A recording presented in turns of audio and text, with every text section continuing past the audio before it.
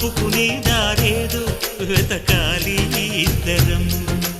ఎప్పుడు మొదలైందో నన్ను లాగే ప్రియ స్వరం, ఎప్పుడు ఎటు తోస్తుందో చెబుతుందా ఈ క్షణం.